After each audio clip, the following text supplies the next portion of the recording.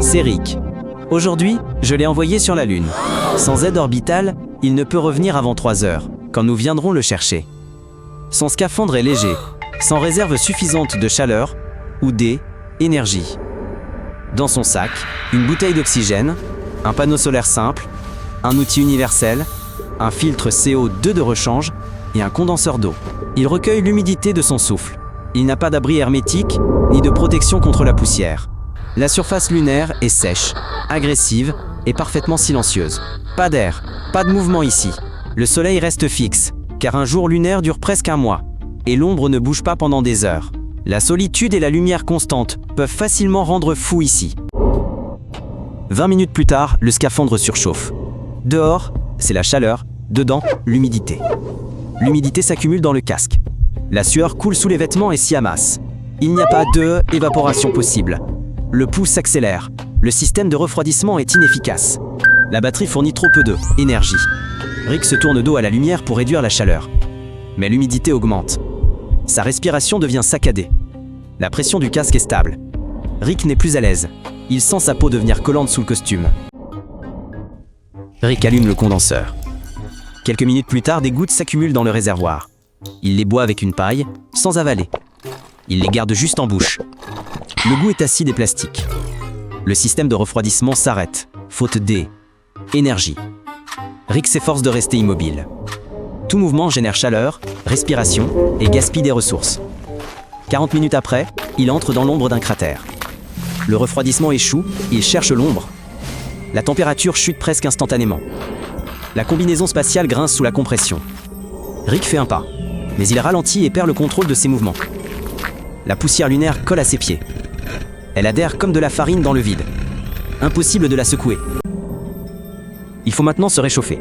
Mais sur la Lune, l'air n'existe pas, c'est impossible. Toute la chaleur part dans l'espace par rayonnement. Sans chaleur artificielle, le corps gèle vite. Rick s'assoit sur un rocher. Il serre ses mains contre sa poitrine pour garder sa chaleur.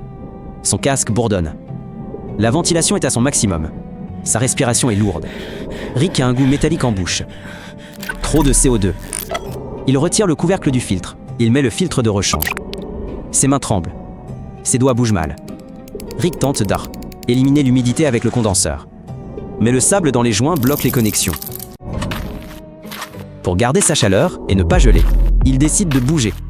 Il avance vers le panneau solaire. Il veut vérifier la charge et changer l'angle. Mais sur un tel terrain, on se perd facilement. Les traces dans la poussière se répètent.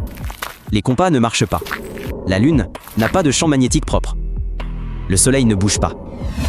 La gravité est 6 fois plus faible que sur Terre. Rick ne sent pas son poids. Pourtant, chaque mouvement est difficile à cause de son lourd scaphandre. Rick s'assoit dans la poussière. Elle s'incruste dans les plis du scaphandre.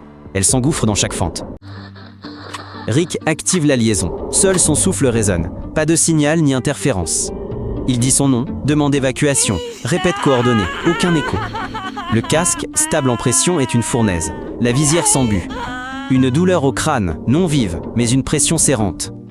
À peine plus d'1 heure. Rick regarde le ciel. La Terre a disparu. Il sort de l'ombre et rejoint le panneau solaire. Resté en pleine lumière au bord du cratère. La puissance augmente légèrement. Rick active le refroidissement et a aussitôt froid. À l'intérieur de la combinaison, il fait moins de 15 degrés. Il bouge ses jambes pour activer sa circulation. Un léger tremblement parcourt tout son corps. Ses pieds sont engourdis. Ses gants sont humides à l'intérieur, il ne se plie plus. Rick tente de plier les doigts et ressent une crampe à la main. Il s'assoit, main sur la poitrine, comme pour se réchauffer. Il reste immobile, fixant seulement la poussière. Ses lèvres sont sèches et gercées. Il ne reste qu'une quarantaine de minutes. Rick se lève, s'avance et chute. Lentement, comme dans l'eau. La gravité amortit, sans donner la force de se relever. Il gît, courbé. Sous son dos, chaleur. Dans ses doigts, froid. Il tente de tourner. Son scaphandre l'en empêche. Étoile dans le ciel. En fond, la terre noire. Elle semble bouger. C'est une illusion. Rick se sent faible, tel un convalescent. Ses pensées se brouillent. Il se rappelle sa présence ici. Et oublie aussitôt.